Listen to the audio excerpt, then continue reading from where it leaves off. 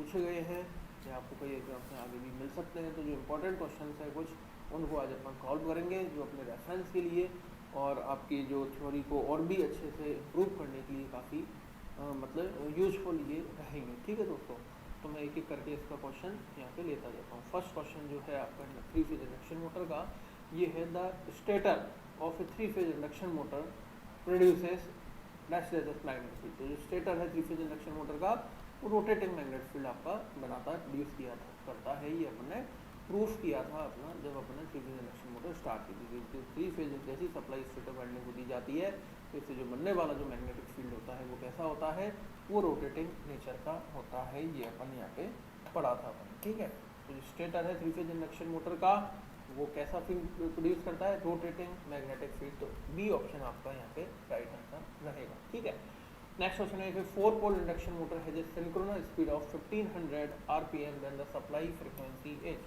ठीक है, फ्रीक्वेंसी पूछिए मेरे से, तो फ्रीक्वेंसी होती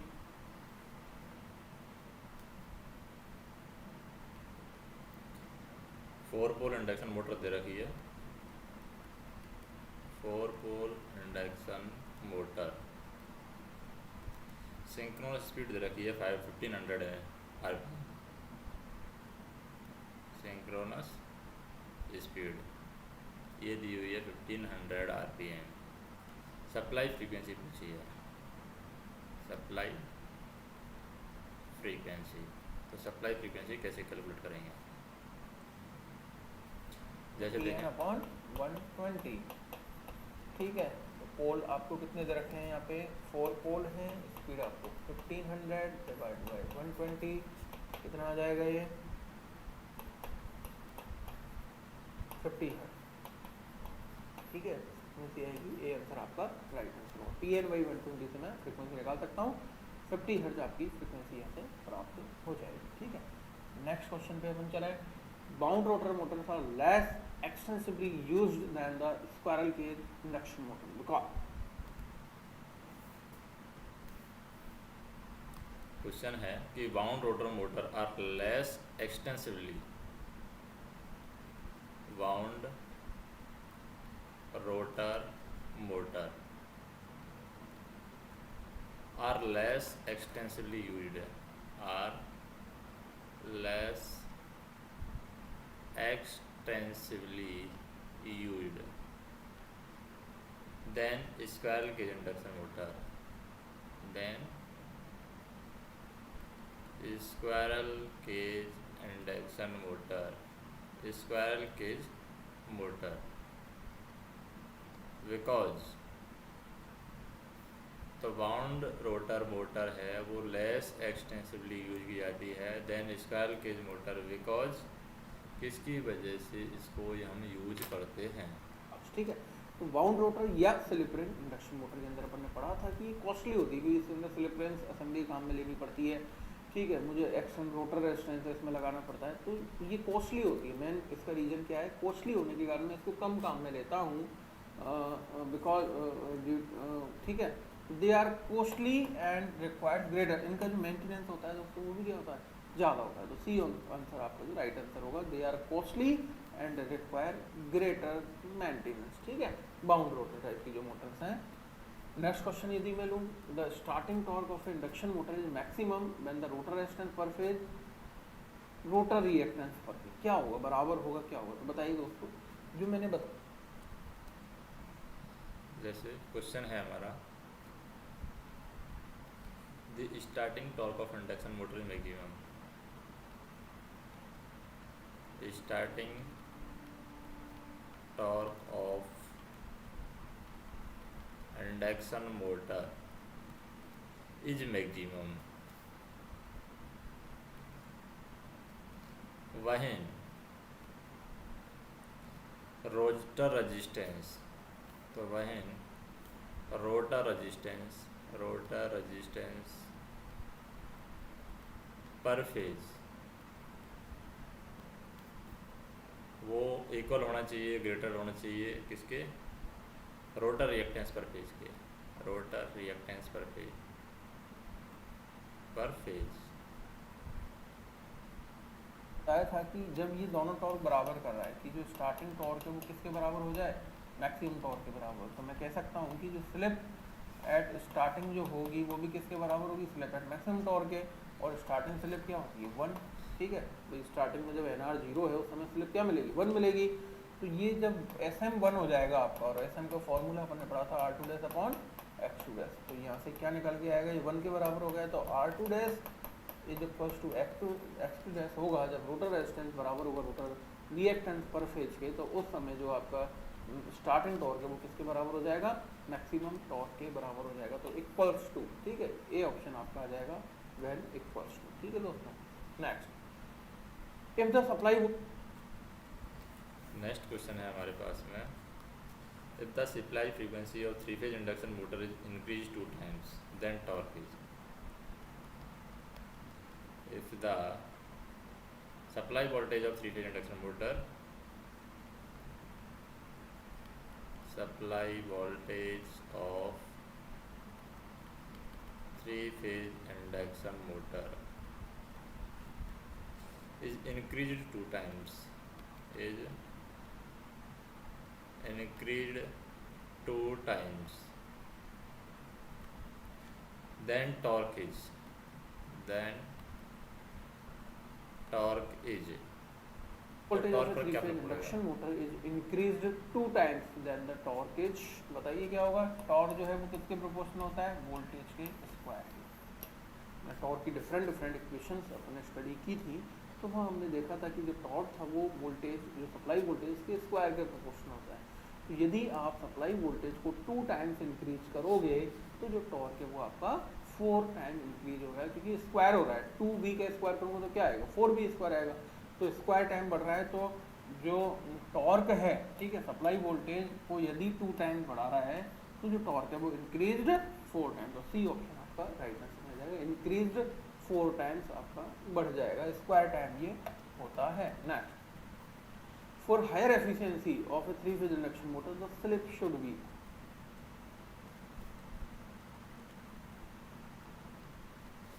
for higher efficiency of 3 phase induction motor, for higher efficiency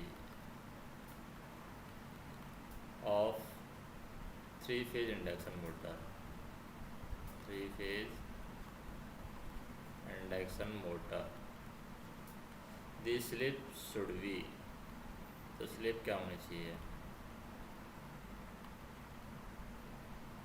यानी स्लिप में क्या चेंज होना चाहिए, लार्ज होनी चाहिए, स्मॉल होनी चाहिए। तो एफिशिएंसी के केस की यदि अपन बात करें तो दोस्तों ध्यान रखो, जो एफिशिएंसी अप्रॉक्सीमेट एफिशिएंसी जो दी जाती है वो होती है output power upon input.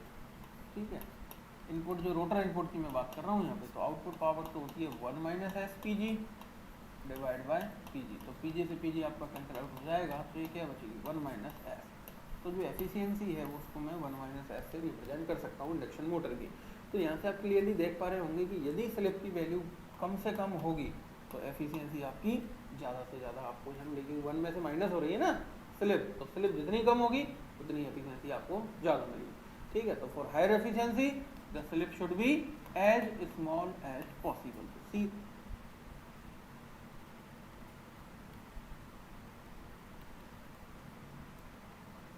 Option आपको यहाँ पे राइट आंसर आ जाएगा, जितनी स्लिप आपकी कम मिलेगी एफिशिएंसी उतनी आपको हायर प्राप्त होगी। चलिए नेक्स्ट क्वेश्चन पे अपन बढ़ते हैं आगे। A 3 phase induction motor is running at 2% slip, if the input to the rotor is 1000 watt then the mechanical power developed by the motor is, तो यहाँ सबसे जैसे क्वेश्चन है हमारे पास में, ए 3 phase induction motor is running at 2% slip, A 3 phase induction motor a 3 phase induction motor is running at 2% slip, is running at 2% slip. If the input to rotor is 1000 watt, if the input to rotor is 1000 watt, then mechanical power developed by motor, then mechanical power developed by the motor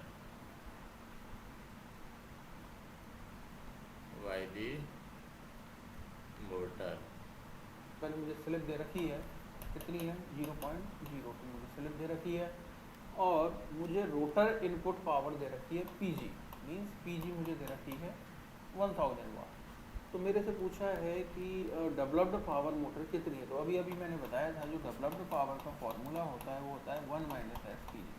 तो यहाँ यदि मैं इसकी value रखूँ 1000 से multiply करूँ तो ये तो बनेगा 0.98, तो मल्टीप्लाई कर दो 1000 से तो ये मिलेगा 980 वाट। ठीक है दोस्तों, तो अपना जो राइट आंसर आएगा बी आंसर आपका राइट आंसर। जो मैकेनिकल पावर डेवलप्ड होगी वो होगी 980 वाट। ठीक है, पी नॉट जो होता है 1 माइनस एस इंटू पी। चलिए अगले क्वेश्चन पे अपन बढ़ते हैं। तो approximate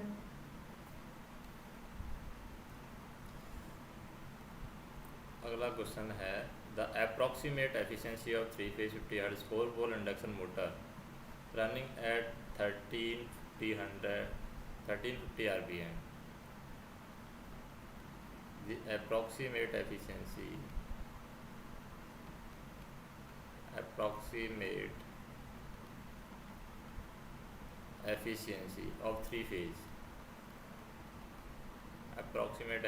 of 3 phase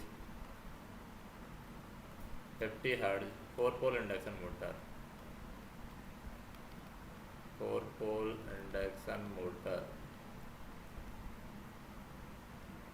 running at 1350 rpm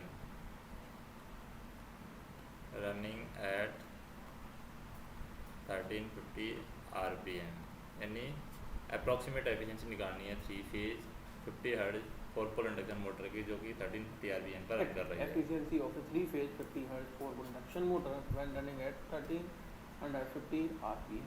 तो अप्रॉक्सीमेट एफिशिएंसी जब अपन बात करते हैं तो मैंने बताया था मैं इसको 1 माइनस एस में रिप्रेजेंट करता हूँ।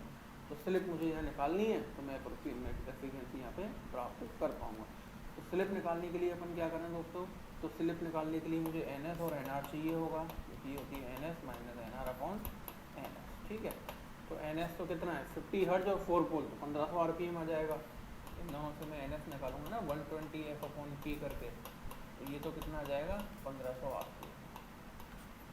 ठीक है, एफ और पी चाहिए मुझे एन एस निकालने के, तो ये तो आ जाएगा 1500 आरपीएम माइनस ये कितना दे रखा है 1350 डिवाइड बाय 1500। ठीक है, तो ये जब आप सॉल्व करोगे तो ये बनेगा 0.1, और जब आप यहाँ 1 माइनस 0.1 रखोगे तो ये आ जाएगा 0.9, और यदि मैं इसको परसेंटेज के फॉर्म में लिखूँगा तो ये आ जाएगा 90%। ठीक है, तो ये अप्रॉक्सीमेट एफिशिएंसी आएगी वो क्या आएगी 90% आपको प्राप्त होगी।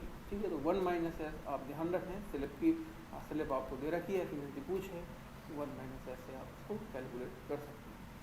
चलिए अगले क्वेश्चन पे अपन बढ़ सकते हैं। In a double squirrel cage induction motor the outer cage winding has. ठीक है, तो मैंने बताया था जब double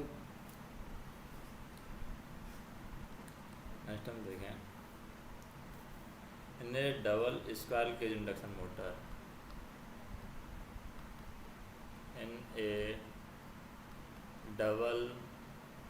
squirrel cage induction motor a double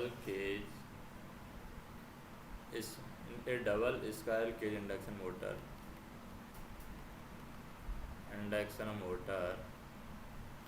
the outer cage winding has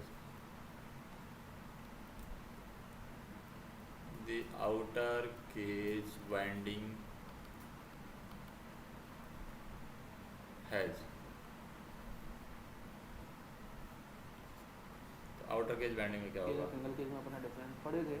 ये डबल केज में जो आउटर केज जो होता है, ठीक है, वो अपन स्टार्टिंग पर्पज के लिए काम में लेते हैं। ठीक है, स्टार्टिंग में हाई टॉर्क क्रिएट कराने के लिए अपन डबल केज अपन आउटर केज लगाते हैं, और हाई टॉर्क यदि मुझे चाहिए तो उसका रेजिस्टेंस मुझे क्या रखना होगा, हाई रेजिस्टेंस मुझे रखना होगा, इसलिए हाई रेजिस्टेंस ही मैं हाई स्टार्टिंग टॉर्क में प्राप्त कर सकता हूँ। ठीक है, तो हाई रेजिस्टेंस इसका राइट आंसर आपका होगा। ये जो आउटर केज है उसका हाई रेजिस्टेंस अपन रखते हैं और इंडक्टेंस की बात करूँ तो लो इंडक्टेंस इसका रखते हैं, जबकि इनर केज का resistance low and inductance high अपन रखते हैं, क्योंकि वो रनिंग में काम में आ रही है। ठीक है दोस्तों, तो ये आपको ध्यान रखना है। नेक्स्ट अगला फॉर द सेम। नेक्स्ट है हमारा for Sam KVA rating the leakage flux of induction motor that of transformer. एक तरफ सैम केवीए का इंडक्शन मोटर है, for the Sam KVA rating the leakage flux in induction motor, the leakage flux in induction motor, induction motor leakage flux in induction motor that of transformer, that of transformer. तो यहाँ पर हम देखें same KVA rating के लिए leakage flux in induction motor में वो transformer comparison में क्या होता है? Flux in the induction motor which क्या होगा, ज़्यादा होता है किसके कंपैरिजन में, ट्रांसफार्मर के कंपैरिजन, तो मोर देन दैट ऑफ ट्रांसफार्मर। क्यों होता है, क्योंकि ट्रांसफार्मर के अंदर कोई एयर गैप नहीं है, आपका प्राइमरी और सेकेंडरी वाइंडिंग के बीच में क्या लगा हुआ है, आपकी आयरन की कोर लगी हुई है, जिससे आपका जो लीकेज फ्लक्स है वो कम हो जाता है और मैग्नेटाइजिंग फ्लक्स या जो लिंकेज फ्लक्स है वो बढ़ जाता है। जबकि इंडक्शन मोटर के अंदर रोटर और स्टेटर के बीच में आपको क्या है, केवल एयर गैप आपको दिया हुआ है, और चूंकि एयर का रिलक्टेंस आपका ज़्यादा होता है तो उस वजह से जो लीकेज फ्लक्स है वो आपका बढ़ जाता है। ठीक है, और यही कारण है कि जो मैग्नेटाइजिंग करंट इंडक्शन मोटर के अंदर वो ट्रांसफार्मर के कंपैरिजन में ज़्यादा होती है, 30 to 50% आपकी मैग्नेटाइजिंग करंट यहाँ पे होती है। तो वो क्या होती है, इसीलिए होती है, लीकेज फ्लक्स से क्या है यहाँ पे ज़्यादा है, more than that of transformer, तो यहाँ पे कोई कोर आपकी नहीं है। अगला question, a 3 phase 6 pole induction motor. Next question है यहाँ पर a 3 phase 6 pole induction motor is connected to 60 hertz supply. A 3 phase 6 pole induction motor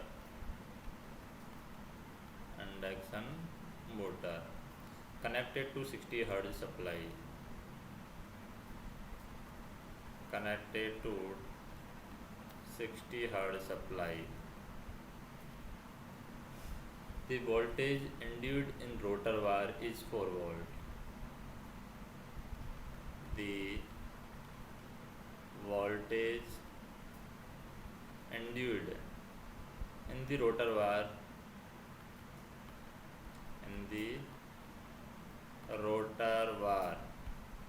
at 300 rpm, at 300 rpm, यानी रोटर वायर में 300 rpm का कितना वोल्टेज इंड्यूस्ड होगा। जबकि rotor wire का यहाँ पर हम देखें एक 3 pole phase 6 pole induction motor connected to 60 hertz supply, the voltage induced in the rotor wire is 4 volt. Voltage induced in the rotor wire is 4 volt when the rotor is at stand still. जब rotor stand still पर होगा, stand still पर, तो 4 volt produce कर रहा है। तो voltage induced इन rotor wire eight 300 rpm पर हमें निकालना है। Connected to a 60 hertz supply, the voltage induced in the rotor bar is 4 volt. When the rotor is at standstill, the voltage induced in the rotor bar is 300 rpm। ठीक है, तो ये मैंने बताया था दोस्तों, जो इंड्यूस्ड ईएमएफ है रनिंग कंडीशन में यदि मुझे निकालना है तो वो किसके बराबर होता है, स्लिप इनटू ई एट स्टैंड स्टिल। तो स्टैंड स्टिल वाला जो ईएमएफ है उसको स्लिप से मल्टीप्लाई कर दो तो वो रनिंग कंडीशन में ईएमएफ आपका प्राप्त हो जाएगा। ठीक है, तो स्लिप निकाल दो, यहाँ स्लिप क्या आएगी 120f/p, sorry NS minus NR/NS, और NS आपको यहाँ निकालना पड़ेगा 120f 60/p कितना है 6, ये कितनी आ जाएगी 1200, या वैल्यू कर दो 1200 माइनस 300, NR 1200 300 देखा है ना मुझे, ये हो जाएगा 900/12 3/4। ठीक है, ये आ गई स्लिप। अब ई रनिंग क्या होगा 3/4 into E stand still, E stand still क्या है 4, तो 4 कैंसिल आउट हो जाएगा, क्या बच जाएगा 3 वोल्ट। तो जो रनिंग कंडीशन में जो इंड्यूस वोल्टेज होगा वो क्या आएगा 3 वोल्ट आपका प्राप्त होगा। तो ए आंसर आपका यहाँ राइट आंसर प्राप्त होगा। तो ये ध्यान रखें, रनिंग कंडीशन में जो इंड्यूस ईएमएफ है वो किसके बराबर होता है, स्टैंड स्टिल कंडीशन में इंड्यूस ईएमएफ इनटू स्लिप आपने यहाँ पे कैलकुलेट कर ली। जिस स्पीड पे मुझे ईएमएफ निकालना है उसी स्पीड पे मैं स्लिप कैलकुलेट करूँगा। ठीक है दोस्तों, चलिए आगे बढ़ते हैं। अगला question, the efficiency of induction motor, ठीक है, कैन बी ग्रेटर 1 - s, नहीं 1 - s के बराबर होती है, cannot be greater than 1 - s, ये भी नहीं, data sufficient, none of the above, ये option. efficiency of induction motor, the efficiency of induction motor, induction motor, तो इंडक्शन मोटर की जो एफिशिएंसी होती है वो होती है 1 - s। यहाँ पे मैं राइट आंसर करूँगा क्योंकि जो एफिशिएंसी होती है वो 1 - s के बराबर अपन देते हैं, ऐसे यहाँ पर स्लिप स्लिप है। अपन बोलते हैं। तो ये शुरू के 3 ऑप्शन गलत हैं, तो बेस्ट आंसर जो होगा वो नन ऑफ दी अबव आपको टिक करना पड़ेगा। ठीक है दोस्तों, चलिए अगला क्वेश्चन। नेक्स्ट क्वेश्चन है हमारे पास में, the frequency of rotor current is 6 pole 50 hertz. The frequency of rotor current, frequency of rotor current in a 6 pole 50 hertz, the frequency of rotor current in a 6 pole 50 hertz, the frequency of rotor current in a 6 pole 50 hertz, the 3-phase induction motor running at 950 rpm, 3-phase induction motor running at 950 rpm, running at 950 rpm, The frequency of rotor current in a 6 pole 50 Hz 3-phase induction motor running at 950 rpm। तो frequency पूछी है rotor current की, तो F R जो rotor की frequency वो होती है जो क्या होती है slip time of stator frequency. Slip आप निकालो N S minus N R upon N S से और इसको मल्टीप्लाई कर दो किससे 50 से। ठीक है, 50 से रखेंगे मुझे स्टेटर की फ्रीक्वेंसी, स्टेटर एन एस कितना है 1000 आ जाएगा ये। ठीक है, एन एस में 120 एफ अपॉन पी करूँगा, पी कितना आ जाएगा 1000। तो यहाँ लिख दो 1000 माइनस कितना दे रखा है 950 डिवाइड बाय 1000 इंटू 50। तो ये 50.05 इंटू 50 करोगे तो 2.5 हर्ट्ज आपका ये आंसर आ जाएगा। ये आंसर आपका राइट आंसर। तो रोटर फ्रिक्वेंसी होती है वो क्या होती है slip time of stator frequency. Slip calculate की और उसको 50 से मल्टीप्लाई कर दिया तो 2.5 हर्ट्ज आपकी रोटर, तो बहुत कम प्राप्त होती है मैंने बताया था। इसीलिए अपन रोटर के जो फ्रिक्वेंसी डिपेंडेंट लॉसेस है उनको नेगलेक्ट मानते हैं, मतलब जो आयरन लॉसेस है रोटर की वो अपन नेगलेक्ट इसीलिए मानते हैं क्योंकि रनिंग कंडीशन में इसकी फ्रिक्वेंसी बहुत कम प्राप्त होती है। अगला क्वेश्चन, ठीक है, the rotor slots are slightly skewed in squirrel cage induction motor. जो अपने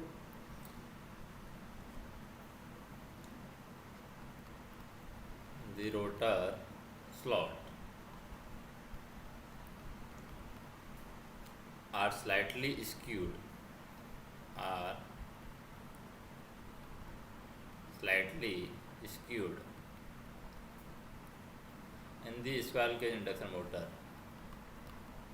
in the squirrel cage induction motor। Two, अब इनको क्यों स्क्यूड किया जाता है रोटर स्लॉट को? स्क्वीइंग की थी रोटर स्लॉट्स की, ठीक है, तो ये क्या नोइज़ वाइब्रेशन को क्या करती है कम करती है। दूसरा इससे क्या है जो लेंथ बढ़ जाती है उसकी, जो बार है जो एल्यूमिनियम बार आनी है, एक तो मैं इसको पैरेलल लूँ शाफ्ट एक्सिस के और उसको थोड़ा टेढ़ा या घुमा के लूँ, थोड़ा टिल्ट करके लूँ, तो उससे लेंथ बढ़ जाती है। लेंथ बढ़ने से क्या होगा आपकी जो रोटर रेजिस्टेंस आपका इंक्रीज हो जाएगा और टॉर्क मुझे ज़्यादा मिलेगा। ठीक है, तो reduce starting torque and starting current तो इससे क्या क्या होगा यहाँ पर हम देखें,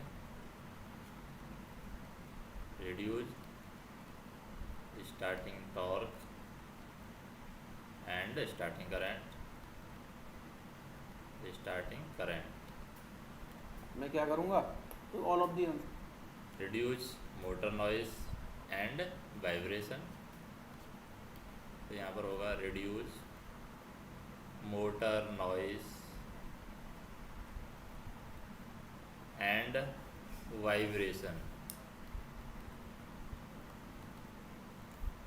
और तीसरा क्या करेंगे, increase rotor resistance due to increase length of rotor bar. Increase rotor resistance due to increase length of rotor bar, due to increase length of rotor bar,